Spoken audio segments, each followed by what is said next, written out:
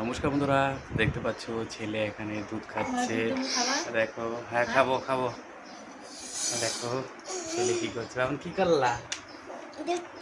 দুধ খাইলে দেখতে পাচ্ছ ছেলের এখন দুধ খেয়ে ফেললো। দেখো এতগুলো দুধ খাবো নাকি আমি? হ্যাঁ তাই বলে এতগুলো খাবো? তো দেখো আমাদের এদিকে আজকে দিনটা কত সুন্দর। এই দেখো আজকে অনেক রৌদ্র উঠেছে।